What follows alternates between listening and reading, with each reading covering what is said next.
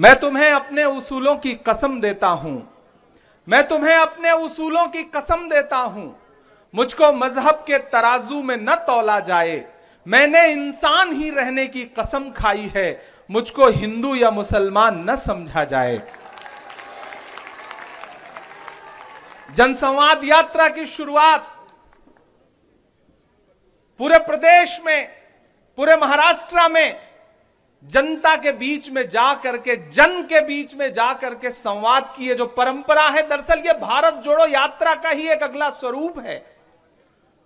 आज की शाम मैं नासिक में खड़ा हूं और आज की शाम से पूरे 1 साल पहले बाला साहब थोराट जी गवाह हैं, वजाहत मिर्जा जी गवाह हैं कि हम लोग आज की शाम, आज से 1 साल पहले यानी कि 6 सितंबर को इस वक्त कन्याकुमारी में खड़े थे और हमारी आंखें गवाह हैं उस ऐतिहासिक यात्रा की कि जब कन्याकुमारी से पूरी कांग्रेस तैयार थी राहुल गांधी के कदम से कदम मिला करके 3,500 किलोमीटर से ज्यादा की पैदल यात्रा के लिए। बहुत मुश्किल फैसला था।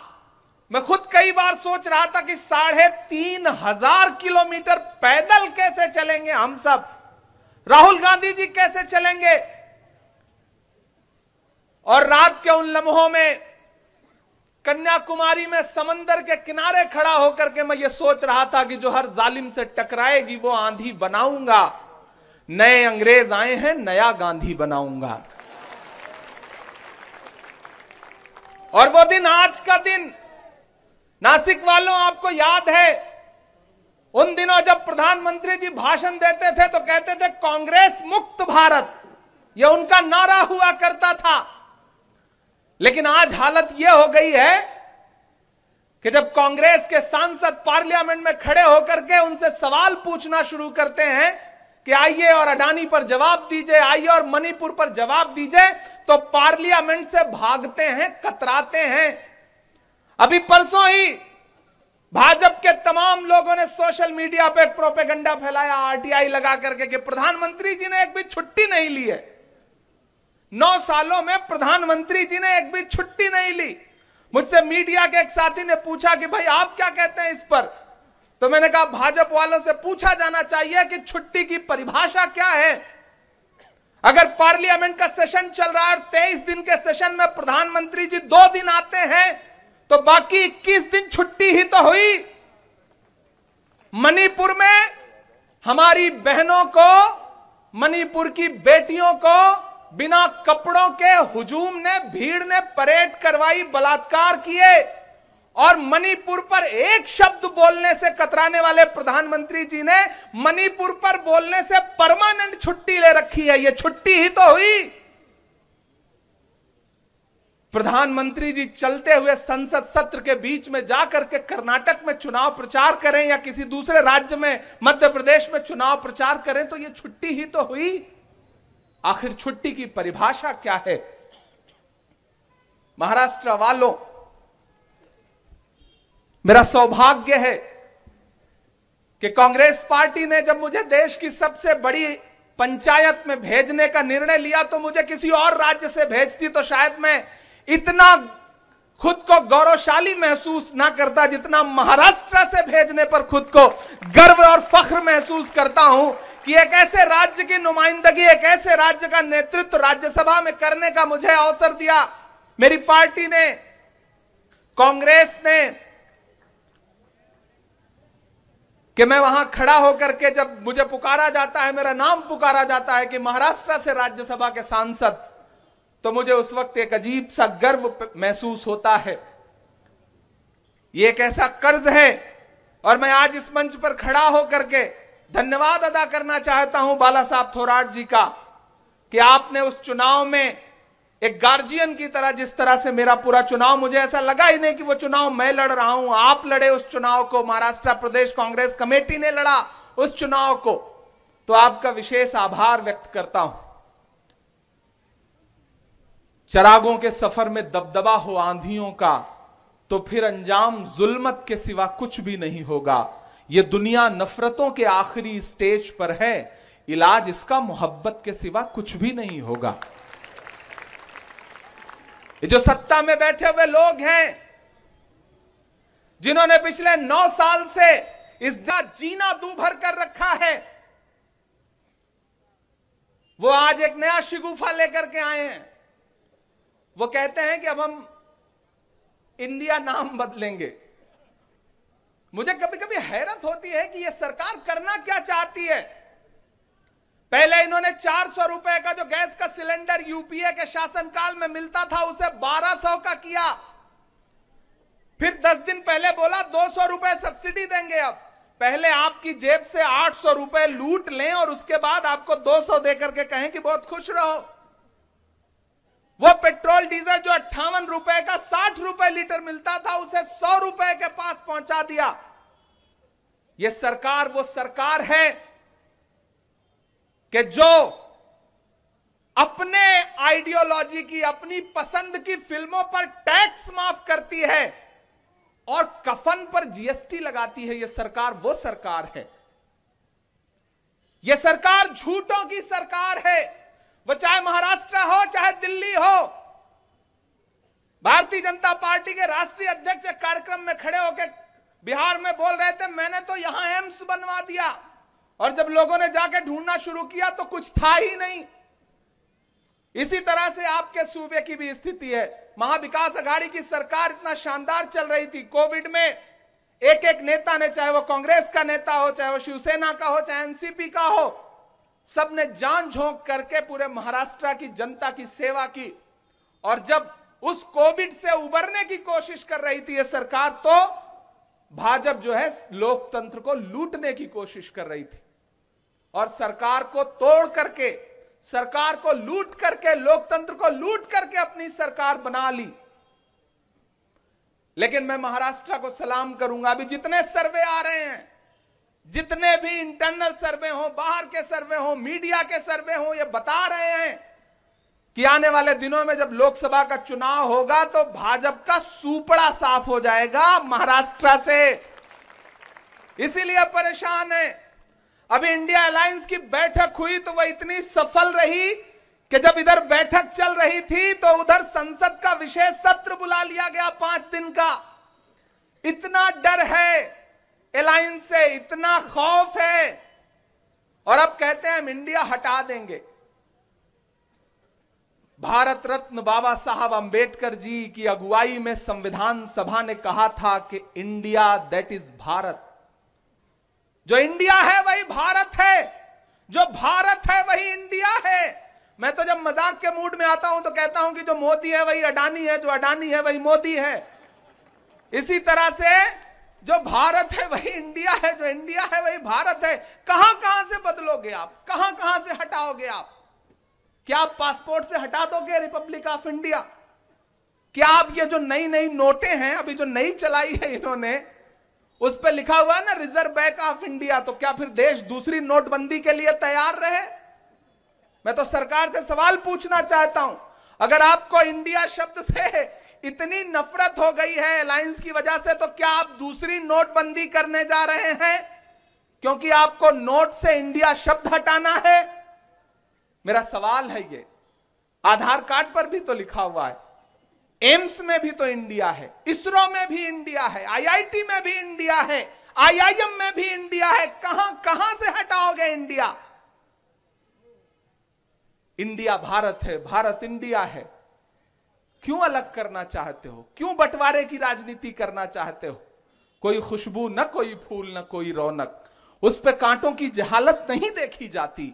हमने खोली थी इसी बाग में अपनी आंखें, हमसे इस बाग की हालत नहीं देखी जाती। यहां मेरी माएं बहनें बैठी हैं, सबसे ज्यादा तो इस सरकार की मार आपने झेली है। आप जब सुबह चाय बनाने के लिए गैस सिलेंडर का स्विच ऑन करती हैं तो मुझे पता है कि उस वक्त आपको लगता है कि बचा बचा के जलाओ, वरना अगला सिलेंडर खरीदने के पैसे जुटे या ना जुटे। आप जब घर में सब्जी बनाने के लिए कढ़ाई में तेल डालती हैं तो उसके साथ आंसू भी गिरते हैं, क्योंकि 70 रुपए का जो तेल था वो 200 रुपए का कर दिया। आटा, चावल, दूध, दही, पनीर, छाछ, लस्सी, क्या नहीं महंगा कर दिया इस सरकार ने। लुटेरों की सरकार है ये। वो प्रधानमंत्री जो कहते थे राहुल गांधी को कि राहुल गांधी तो शहजादे हैं, मैं तो प्रधानमंत्री जी से कहना चाहता हूं कि जिसे आप शहजादा कहते थे, राजकुमार कहते थे, उसी शहजादे ने कन्याकुमारी से कश्मीर तक 3,500 किलोमीटर सड़कों की धूल फांक करके हिंदुस्तान की जनता से मिलकर उनके दर्द को समझा और उनको सीने से लगाया। आपने क्या किया? आपने 10 लाख रुपए का सूट पहना और 8,000 करोड़ के हवाई जहाज में बैठ करके दुनिया के चक्कर लगाए, अलग अलग देशों में जा करके अपने नाम के नारे लगवाए। आपने यह किया प्रधानमंत्री जी। यह देश जिस दौर से गुजर रहा है, महाराष्ट्र वालों, आपने हमेशा से देश को, समाज को एक दिशा दिखाई है, एक राह दिखाई है। बहुत ऐतिहासिक जगह पे खड़ा हूं मैं। नासिक सांस्कृतिक नगरी है, धार्मिक नगरी है, लेकिन आज यहां हालत क्या है? कीमत तो बहुत बढ़ गई शहरों में धान की, लेकिन विदा न हो सकी बेटी किसान की। मौका मिला तो लोगों ने कुर्सी के वास्ते तस्वीर ही बिगाड़ दी हिंदुस्तान की। प्याज का किसान आज खून के आंसू रो रहा है नासिक में, उसे अपनी फसल सड़क के किनारे फेंकनी पड़ रही है और यह सरकार कहती है कि हमने किसानों के लिए बहुत कुछ कर दिया। हमने देखा है प्रधानमंत्री जी, मैं दिल्ली रहता हूं, कि दिल्ली के बॉर्डर पर बैठे हुए किसान आपसे चरौरी मिन्नत कर रहे थे और यह कह रहे थे कि कृषि कानून वापस ले लीजिए, लेकिन आपका अहंकार यह बोल रहा था कि नहीं, हम नहीं वापस लेंगे। 700 किसान जब मर गए तब आपका जमीर जागा और उसके बाद आपने एक दिन उन किसानों से संवाद करके वो कृषि कानून वापस लिया। 700 किसानों की मौत के बाद तुझको कितनों का लहू चाहिए अर्ज़े वतन, कितनी आहों से कलेजा तेरा ठंडा होगा।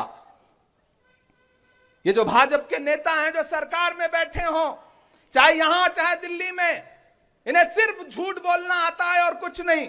वो एक भाजपा के नेता एक गांव में पहुंचे, लोगों को इकट्ठा किया, बोले बताओ तुम्हारी क्या समस्या है, हम दूर करेंगे। तो गांव के सीधे साधे लोग, उन्होंने कहा हमारी 2 समस्या है। तो नेताजी ने, भाजपा के नेताजी ने कहा बताओ क्या समस्या है। बोले हमारी पहली समस्या यह है कि यहां पे कोई भी अस्पताल नहीं है, डॉक्टर नहीं है। नेताजी ने तुरंत अपना मोबाइल निकाला, पता नहीं कहां नंबर डायल किया और उसके बाद इधर उधर कुछ बात करके बोले लो मैंने तुम्हारी पहली समस्या हल कर दी, अब दूसरी बताओ। तो गांव वालों ने कहा कि नेताजी दूसरी समस्या यह है कि इस गांव में मोबाइल का कोई नेटवर्क ही नहीं है। इस तरह से यह सरकार चल रही है, इस तरह से काम कर रही है यह सरकार। इनके पास सिर्फ आधार क्या है? हिंदू को मुसलमान से लड़ा दो, सिख को ईसाई से लड़ा दो, दलितों को लड़ा दो, और अगर कोई शांति से आपसे अपना अधिकार मांगना चाहे तो चाहे वो जंतर मंतर पर बैठी हुई पहलवान बेटियां हो, या वो किसान हो, या फिर जालना में बैठे हुए वो मराठा आरक्षण की मांग करने वाले लोग हों, इनके पास सबका इलाज क्या है? लाठी, आंसू गैस। मैं तो इनसे पूछना चाहता हूं, महाराष्ट्र में खड़ा हूं, महाराष्ट्र का प्रतिनिधित्व करता हूं, इसलिए पूछना चाहता हूं कि अगर कोई आपसे शांतिपूर्ण तरीके से कुछ मांग रहा है तो दीजिए या ना दीजिए, लेकिन लाठी चलाने का अधिकार आपको किसने दिया है? लाठी का जवाब तो आपको देना पड़ेगा, जवाबदेही तो आपको लेनी पड़ेगी। यह सरकार, मैंने कहा ना, झूठों की सरकार है।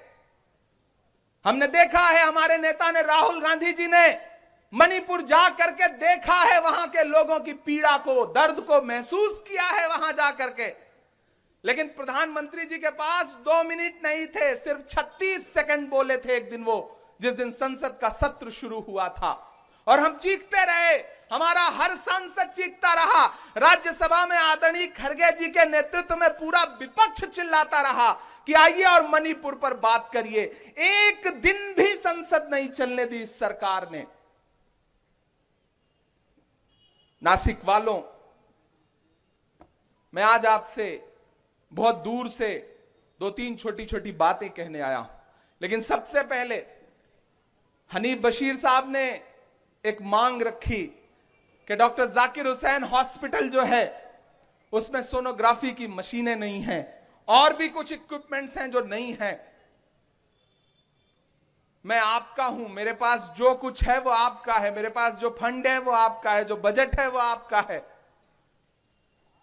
वजाहत मिर्जा जी ने 15 लाख रुपए की मशीनें उपलब्ध करवाने का वादा किया है। मैं 25 लाख रुपए अपने बजट से आपको देता हूं। जो भी मशीनें आपको वहां लगती हैं उनका प्रपोजल भेजिए। मैं 12 तारीख को वापस दिल्ली पहुंचूंगा। मैं कल यहां से बिहार चला जाऊंगा, फिर राजस्थान कार्यक्रम लगे हुए हैं, फिर लौट के दिल्ली पहुंचूंगा। मैं वहां से लेटर आपको भिजवा दूंगा। और साथ ही साथ मैं पार्लियामेंट की स्टैंडिंग कमेटी में हेल्थ का मेंबर हूं, तो आपने जो थोड़ी बहुत ताकत दी है उसमें मेरी कलम में एक ताकत यह भी है कि हेल्थ डिपार्टमेंट से जुड़े हुए किसी भी विषय पर मैं जवाब तलब कर सकता हूं। आपकी दुआओं ने इतनी ताकत दी है, तो इस अस्पताल की जो और समस्याएं हैं वो भी आप मुझे लिखित में दीजिए। मैं एज ए कमेटी के मेंबर जो है वो यहां के हेल्थ सेक्रेटरी को, चीफ सेक्रेटरी को और बाकी अधिकारियों को भी यहां पत्र लिखता हूं, और मुझे पूरा विश्वास है कि हम कुछ ना कुछ मदद जरूर कर पाएंगे। मैं 2-3 बातें आपसे कहने आया हूं। इस सरकार के पास जवाब देने के लिए कुछ नहीं है, ये सिर्फ उलझाना जानते हैं। जब आप इनसे सवाल पूछोगे कि पेट्रोल डीजल 100 रुपए का क्यों हो गया, तो ये आपसे कहेंगे कि 1977 में जब ये हुआ था, तो इसका जवाब क्या है। जब आप इनसे पूछोगे कि गैस सिलेंडर 1200 का कैसे हो गया, तो आपसे जानते हैं ये क्या कहेंगे। ये कहेंगे कि फलाने राजा ने जो किया था उसका बदला अब हम लेंगे। तो भाई, महंगाई बढ़ा करके कौन सा बदला लोगे? लड़ा करके लोगों को कौन सा बदला लोगे? हम कांग्रेस के लोग हैं। आज आप हमसे कह रहे हो कि हम इंडिया हैं और आप भारत हैं। अरे हम कांग्रेस के लोग हैं, हमारी पार्टी का नाम है भारतीय राष्ट्रीय कांग्रेस, जिसमें राष्ट्रीय भी है, भारतीय भी है। हमारे नेता ने 3,500 किलोमीटर पैदल यात्रा की और उस यात्रा का नाम क्या रखा? भारत जोड़ो। हम वो लोग हैं, हमने इस देश के लिए कुर्बानियां दी है। 10 साल से ज्यादा जेल में रहे पंडित जवाहरलाल नेहरू जी। इंदिरा गांधी जी के शरीर पे कितने गोलियों के छेद थे शायद गिना भी नहीं जा सकता। राजीव गांधी जी ने अपने जिस्म के टुकड़े टुकड़े करवा दिए इस देश के लिए, और आज आप उस पार्टी को कहते हो कि हम समाप्त कर देंगे। आप उस पार्टी के नेता राहुल गांधी से कहते हो कि तुम्हारी संसद सदस्यता ले ली गई है, अब घर खाली कर दो, नोटिस आ जाता है। मैं गवाह हूं उन लम्हों का जब राहुल गांधी जी अपना घर छोड़ रहे थे। 19 साल जिस घर में रहे हो उसे छोड़ते हुए कितना दर्द होता है आप समझते हैं। मैं समझता हूं, क्योंकि परिंदे भी नहीं रहते पराए आशियानों में। हमारी उम्र गुजरी है किराए के मकानों में, हम समझते हैं उस दर्द को। 19 साल जिस घर में रहे उस घर को आपने महीने भर के अंदर छुड़वा लिया। लेकिन उस शख्स का नाम राहुल गांधी है।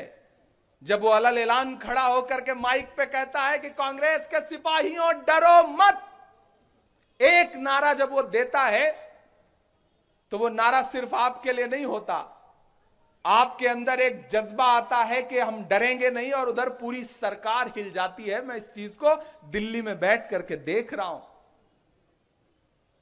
आज हमने अपने गठबंधन का नाम इंडिया रखा है, तो आप नाम बदल दोगे, ठीक है, फिर आप नाम बदल दो। कुछ दिन बाद हम अपने गठबंधन का नाम बदल के अगर भारत रख लेंगे, तब क्या करोगे? कहां भाग जाओगे? तो ये खेल खेलना बंद करिए प्रधानमंत्री जी। इस देश की जनता के लिए कुछ विकास करिए, क्योंकि इस जनता ने आपको प्रचंड बहुमत दिया है, और बहुमत का सम्मान करना आपकी जिम्मेदारी बनती है। नासिक वालों, आपको वो नारा याद है कि मैं चौकीदार हूं, मुझे खजाने की चाबी सौंप दो, मैं देश नहीं लुटने दूंगा। आज स्थिति क्या है? मैं सांसद भी हूं, शायर भी हूं। मैं जब खड़ा हो रहा था तो मुझसे कुछ साथियों ने कहा कि वो एक नज्म भी सुना दीजिएगा, तो मैं चाहता हूं कि मैं सुना दूं, नहीं आप बाद में कहेंगे कि सिर्फ भाषण सुना के चले गए। कहां सोया है चौकीदार, कहां सोया है चौकीदार। ये जो साथी बाईं तरफ खड़े हैं, इधर जो दाईं तरफ खड़े हैं, उधर जो पीछे खड़े हैं, थोड़ी देर के लिए आप जागेंगे और आपकी तालियों का शोर, आपका जो हौसला है, आपकी जो जिंदा दिली है, वो पूरे महाराष्ट्र में जाएगी तो जनसंवाद यात्रा को और ताकत मिलेगी। कि कहां सोया है चौकीदार, कहां सोया है चौकीदार, कहां सोया है चौकीदार, कहां सोया है चौकीदार। डीजल और पेट्रोल की कीमत रही सैकड़ा मार, कहां सोया है चौकीदार, कहां सोया है चौकीदार। पूरे देश में आज तक ऐसा कोई व्यक्ति नहीं मिला जिसने प्रधानमंत्री जी के साथ पढ़ाई की हो। अभी बाला साहब थोराट जी से पूछा जाए कि आपके क्लासमेट कौन थे, तो 2-4 निकल आएंगे। लेकिन मोदी जी ने पॉलिटिकल एंटायर साइंस में पोस्ट ग्रेजुएशन कर लिया, आज तक एक भी बंदा नहीं मिला जिसने उनके साथ पढ़ाई की हो। अच्छा, यह भी सच है कि आज तक एक भी बंदा नहीं मिला जिसने उनके हाथ की बेची हुई चाय पी हो। नहीं मिला कोई, लिटरली नहीं मिला। तब एक शायर जो है वो अपने लहजे में बात करने की कोशिश करता है कि कहां सोया है चौकीदार, कहां सोया है चौकीदार। चाय बेचने वाला पूरा भारत बेच रहा है।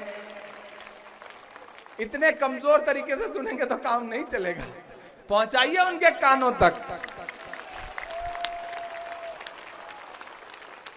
कि चाय बेचने वाला पूरा भारत बेच रहा है।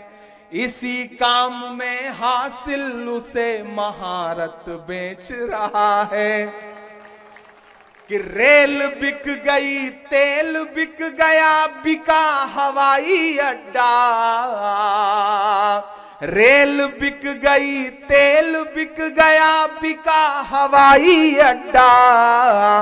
सब कुछ बिकता देख के खुश हैं अपने जेपी नड्डा। कि जनता महंगाई की मारी करती हाहाकार, कहां सोया है चौकीदार, कहां सोया है चौकीदार। चलती हुई रेलगाड़ी से पानी टपक रहा है। वंदे भारत का वीडियो तो देखा होगा आप सबने ना। चलती हुई रेलगाड़ी से पानी टपक रहा है, सड़कें धंस रही हैं, पुल टूट रहे हैं, सोना पीतल में बदल रहा है। प्याज का किसान खून के आंसू रो रहा है और सरकार को नाम बदलने की पड़ी है। नासिक वालों, बहुत जिम्मेदारी से एक बात कहता हूं कि जो अपना चलाया हुआ 2000 का नोट नहीं चला सके, वो देश क्या चलाएंगे? देश क्या चलाएंगे? वो नहीं चला सकते। वो नहीं जानते कि निर्माण का दर्द क्या होता है। वो नहीं जानते कि जब 1947 में पंडित जवाहरलाल नेहरू जी को यह देश मिला था तो किन परिस्थितियों में था। आज पंडित जवाहरलाल नेहरू जी के कद को बुरा कहने वाली भाजपा, उनके कद को छोटा करने का प्रयास करने वाली भाजपा, मैं उनसे कहना चाहता हूं कि किसी एक दिन, एक मिनट के लिए भी अगर पंडित जवाहरलाल नेहरू जी जैसा विजन अपने अंदर ला पाओ तो मैं तुम्हें मानूं। इस देश में जो कुछ है वो पंडित जवाहरलाल नेहरू जी का बुनियाद रखा हुआ है। और आज कहते हो आपकी सारी गलती पंडित जवाहरलाल नेहरू जी की है। 1947 में देश किन परिस्थितियों में मिला, लेकिन यह कांग्रेस ही थी जिसने इस देश को 1947 के भारत से 2000 के भारत में लाके खड़ा किया। आप नकार सकते हो राजीव गांधी का वो विजन, जब वो कंप्यूटर लेके आए, टेक्नोलॉजी लेकर के आए, तो पंडित अटल बिहारी वाजपेयी जी बैलगाड़ी में बैठ करके संसद गए थे विरोध करते हुए, और आज आप कांग्रेस को कोसते हो। आपने 9 साल में देश को रेलगाड़ी से बैलगाड़ी पर ला दिया। अगर आपको 70 साल मिले होते तो आप मानव को आदिमानव बना देते। मुझे गर्व है, मुझे खुशी है कि मैं कांग्रेस का हिस्सा हूं। मुझे खुशी है कि मैं राहुल गांधी का सिपाही हूं। इस सफर में कुछ लोग आएंगे, जाएंगे, छोड़ेंगे, लेकिन वही डटा रहेगा जिसके अंदर कांग्रेस की विचारधारा है। इसी महाराष्ट्र में बहुत सारे लोग टूटे, बहुत सारे लोग डरे, बहुत सारे लोग बिके, बहुत सारे लोग गए, लेकिन कांग्रेस का एक एक कार्यकर्ता डटा हुआ है। चाहे जितनी गॉसिप कर लें, चाहे जितनी चर्चाएं कर लें, लेकिन कांग्रेस का एक एक सिपाही डटा हुआ है। जो डरे वो गए, और जो गए मैं उनके लिए कहना चाहता हूं कि कांटे गुल के साथ नहीं चल सकते हैं, बुज़दिल खुल के साथ नहीं चल सकते हैं। रास्ते में जो छोड़ गया उसे जाने दो, सब राहुल के साथ नहीं चल सकते हैं। ये लड़ाई बहुत बड़ी है। ये लड़ाई आपको असल मुद्दों पर लाने की है। हमने तो पार्लियामेंट में खड़े होकर के वो नारे भी सुने हैं जब पूरी भाजपा खड़ी होती थी और नारा लगाती थी कि राहुल गांधी माफी मांगो। ये नारा लगाया जाता था, हम वहां खड़े होकर के डट करके जवाब देते थे कि हमसे माफी मांगने के नारे लगाने वालों, माफी तो आप मांगो। 15 लाख के झूठे जुमले के लिए माफी मांगो, पेट्रोल डीजल 100 रुपए का करने के लिए माफी मांगो, गैस सिलेंडर 1200 का करने के लिए माफी मांगो, टमाटर, बाप रे। आज मैं होटल में बैठ के खाना खा रहा था, आकाश शाजर जी ने अपने घर से खाना भिजवा के भेजा था, तो जो सैलेड था, सलाद था, उसमें टमाटर की मात्रा बहुत ज्यादा थी, तो मैं चौंक गया। और मैंने स्वप्निल खाना खिला रहे थे, मैंने स्वप्निल से पूछा कि भाई क्या यहां बहुत सस्ता हो गया है क्या, वरना हम तो 250 रुपए किलो खा करके आ रहे हैं। स्थिति यह हो गई कि हमारी आंखों ने दिल्ली में वो मंजर भी देखा कि एमसीडी की एक गाड़ी आती थी, उसमें टमाटर रखा रहता था, वो मेटाडोर जो 407 चलती है, और शहर के संभ्रांत लोग लाइन में खड़े होकर के सब्सिडी वाला टमाटर खरीदते थे। यह स्थिति हो गई है। ऐसे में इस सरकार को माफी तो मांगनी पड़ेगी, और अब ज्यादा दिन दूर नहीं है, 2024 बहुत पास है। तैयार रहिए। मेरी आवाज उन तक भी पहुंच रही है जो कांग्रेस के साथी हैं, सिपाही हैं। मेरी आवाज उन तक भी पहुंच रही है जो महाविकास अघाड़ी के समर्थक हैं, लेकिन मेरी आवाज शायद उन तक भी पहुंच रही हो जो भूले भटके भाजपा को वोट दे देते हो। मैं उनसे भी कहना चाहता हूं कि इस सरकार ने, प्रधानमंत्री जी ने 2 करोड़ नौकरियां हर साल देने का वादा किया था।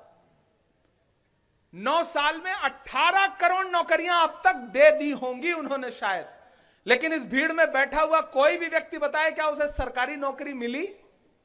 नहीं मिली। मैं देश के जिस भी कोने में जाकर के पूछता हूं, कोई भी ऐसा व्यक्ति नहीं मिलता जिसे सरकारी नौकरी मिली हो। ऊपर से हमारे देश की सेना, जिस पर हम सब गर्व करते हैं, जो हमारे देश की सरहदों की रक्षा करती है, उसमें भी अग्निवीर ला करके घुसेड़ दिया। 4 साल की कर दी कि आप आओ सेना में नौकरी ज्वाइन करो और 4 साल बाद रिटायर हो जाओ। यह स्थिति करके छोड़ दिया है, और अभी नया नियम लेके आए हैं, नया सर्कुलर जारी हुआ है। सोचने वाली बात है कि सेना का जवान जब छुट्टी पे अपने घर जाएगा तो वो सरकार की स्कीमों का प्रचार करेगा। यह नया जियो आया है। सेना का जवान जब छुट्टी पे अपने घर जाए तो वहां जाकर के केंद्र सरकार की योजनाओं का घूम घूम के प्रचार करे। यह नया सर्कुलर है। आप अंदाजा लगाइए, सोचिए कि वो सेना जिन पर हम गर्व करते हैं, जब किसी एक शहीद सैनिक का घर लौट करके शव उसका घर आता है तो पूरा इलाका, पूरा देश रोता है। आज आप उससे यह काम कराना चाहते हैं? यह स्थिति करके रख दी गई है। इसलिए नासिक वालों, मैं आपसे निवेदन करने आया हूं, मैं आपसे गुजारिश करने आया हूं। एक जनप्रतिनिधि होने के साथ साथ एक साहित्यकार होने के नाते भी, एक शायर होने के नाते भी आज स्थिति यह है कि आप सरकार के खिलाफ कुछ बोल दीजिए, अगले कुछ घंटे बाद आपके दरवाजे पर पुलिस खड़ी होगी। कहा गया है, सुना गया है, कोई न बोले, ज़बां दराजों को मशवरा है, कोई न बोले, अजीब लुकनत पसंद हाकिम से वास्ता है, जो चाहता है, जो सोचता है, कोई न बोले। यहां अल्पसंख्यक समाज के तमाम लोग बैठे हैं। मैं आपसे भी कहना चाहता हूं, मैं अल्पसंख्यक विभाग का राष्ट्रीय अध्यक्ष होने के नाते आपके बीच में भी ऐसे लोग छोड़े गए हैं जो आपके बीच में दुष्प्रचार करते हैं, और ये आपसे सवाल खड़ा करेंगे सोशल मीडिया पे, व्हाट्सएप पे, कि कांग्रेस ने तो आपको दिया क्या है।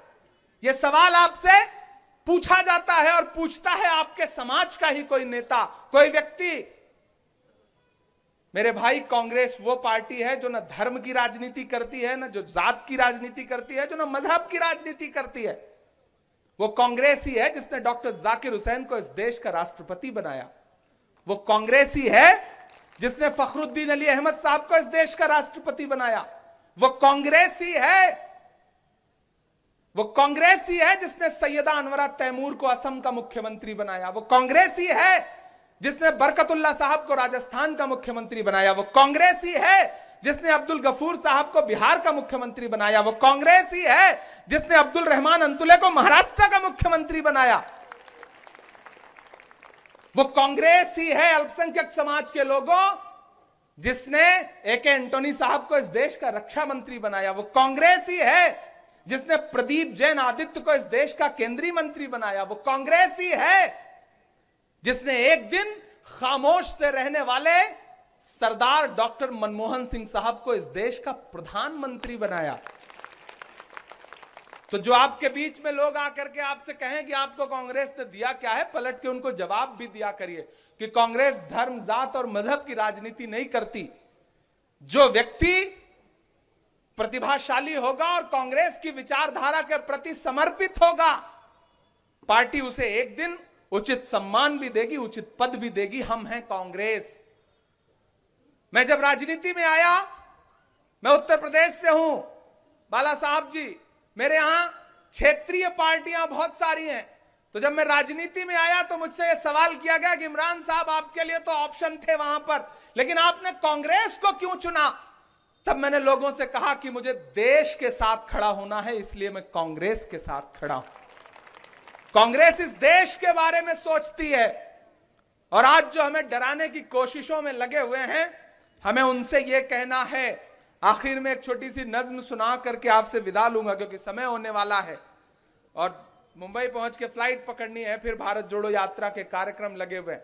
लेकिन मैं बाला साहब थोराट जी से वादा करता हूं, आपका अधिकार भी है, और मैं सांसद यहां से ना भी होता तब भी आप लोगों का अधिकार था। आप जहां भी कहेंगे, जिस भी जिले में कहेंगे, पूरे अधिकार के साथ मुझे आदेशित करिए। मैं पूरे प्रदेश में जनसंवाद यात्रा के अलावा भी जो कार्यक्रम है उसमें शामिल होने के लिए तैयार हूं। मैं बीच में बीमार था, मुझे डेंगू हो गया था, मैं 10 दिन हॉस्पिटल में रहा, इसीलिए इंडिया अलायंस वाली मीटिंग में भी नहीं आ सका। लेकिन जैसे ही तबीयत थोड़ी सी ठीक हुई, मैंने देश के किसी और हिस्से के कार्यक्रम में ना जा करके, जब आकाश छाजड़ जी ने मुझसे कहा कि हम एक कार्यक्रम कर रहे हैं जनसंवाद यात्रा का, उसमें आपको आना है, तो सबसे पहले मैं अपनी बीमारी से उबरने के बाद कहीं आया तो वो नासिक में आया हूं, क्योंकि मुझे पता है यहां से दुआ मिलती है तो इंसान और स्वस्थ हो जाता है और मजबूत हो जाता है। वो भाजपा जो हमें डराना चाहती है, वो सरकार जो हमें डराना चाहती है, हम उससे इतना ही कहना चाहते हैं कि मत समझना डराने से डर जाएंगे। उससे पहले 4 पंक्तियां याद आ गई। अच्छे दिन का वो जुमला सुना था आप सबने ना। इन दिनों प्रधानमंत्री जी जब कहीं बोलते हैं कि हमने देश को अच्छे दिन दिए, तो हमारा मन करता है कि हम उनसे कह दें कि मोहब्बत भाईचारे के दीवाने दिन ही लौटा दो, वो सस्ती दाल सब्जी के सुहाने दिन ही लौटा दो, वो सस्ती दाल सब्जी के सुहाने दिन ही लौटा दो। ये अच्छे दिन तो अंबानी अडानी को मुबारक हो, हमें ऐसा करो साहिब पुराने दिन ही लौटा दो, हमें ऐसा करो साहिब पुराने दिन ही लौटा दो। और ये सरकार जो डराना चाहती है, मुझसे कहना चाहते हैं कि मत समझना डराने से डर जाएंगे। हम कांग्रेस के लोग हैं, हम डरने वाले लोग नहीं हैं। ये जमीन तब भी निगल लेने पर आमादा थी, 1947 का भारत और आज का भारत, ये जमीन तब भी निगल लेने पर आमादा थी। पांव जब टूटती शाखों से उतारे हमने, इन मकानों को खबर है न मकीनों को खबर, उन दिनों की जो खलाओं में गुजारे हमने। आंधियां तोड़ लिया करती थी शम्मों की लवें, जड़ दिए इसलिए बिजली के सितारे हमने। आज की रात बहुत गर्म हवा चलती है, आज की रात ना फुटपाथ पे नींद आएगी। सब उठें, मैं भी उठूं, तुम भी उठो, तुम भी उठो, कोई खिड़की इसी दीवार में खुल जाएगी। मेरे भाई, डरने से काम नहीं चलेगा। ये सरकार जितना डराती है, हमने सामने बैठ के देखा है, उससे ज्यादा खुद डरती है। प्रधानमंत्री जी संसद आने की हिम्मत नहीं जुटा पाते हैं। मैं पूरी जिम्मेदारी से यह बात कह रहा हूं, क्योंकि सामने कांग्रेस के और विपक्ष के सांसद खड़े होकर के सवाल पूछने के लिए तैयार रहते हैं, इसलिए प्रधानमंत्री जी संसद आने की हिम्मत नहीं जुटा पाते। तो डराने वाला खुद ज्यादा डरा होता है। इसलिए हर डराने वाले से यह कहिए कि मत समझना डराने से डर जाएंगे। ये महाराष्ट्र है। मत समझना डराने से डर जाएंगे, अब के सारी हदों से गुजर जाएंगे। मत समझना डराने से डर जाएंगे, अब के सारी हदों से गुजर जाएंगे। मौत के नाम का खौफ देता है क्यों? तैयार रहिएगा अगले मिसरे पे कि मौत के नाम का खौफ देता है क्यों? मौत जिस रोज आएगी मर जाएंगे। मत समझना डराने से डर जाएंगे। और ये सामने 3 रंग लगे हुए हैं, इधर भी इधर भी। यही तो है हिंदुस्तान, यही तो है भारत, यही तो है इंडिया। तब इमरान बोलता है कि हमने जमजम दिया, आबे गंगा दिया, हमने जमजम दिया, आबे गंगा दिया, तुमने भारत को दंगा ही दंगा दिया, तुमने भारत को दंगा ही दंगा दिया। और ये जो रंग है, ये जो झंडा है, इसमें जो 3 रंग हैं, वो 3 रंग आपके अपने हैं। उन 3 रंगों की मोहब्बतों की कसम देता हूं। और जो चौथी पंक्ति है, उस पे आपकी तालियों का शोर न सिर्फ मुंबई जाए बल्कि दिल्ली तक भी जाए। इमरान बोलता है, मैं इसलिए जिंदा हूं कि मैं बोल रहा हूं, दुनिया किसी गूंगे की कहानी नहीं लिखती। मैं बोलने की हिम्मत करता हूं, अल-ऐलान ये कहता हूं कि हमने जमजम दिया, आबे गंगा दिया, तुमने भारत को दंगा ही दंगा दिया, तुमने एक रंग के ख्वाब देखे मगर, तुमने एक रंग के ख्वाब देखे मगर, हमने हिंदुस्तान को तिरंगा दिया। ये तिरंगा बदन पर लपेटे हुए,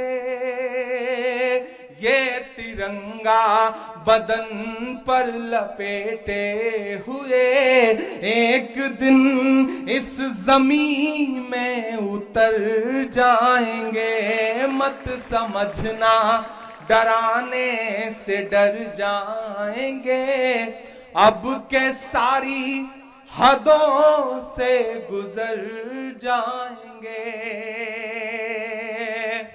नासिक की इस ऐतिहासिक धरती को सलाम करता हूं और आप इतनी बड़ी तादाद में यहां इकट्ठे रहे।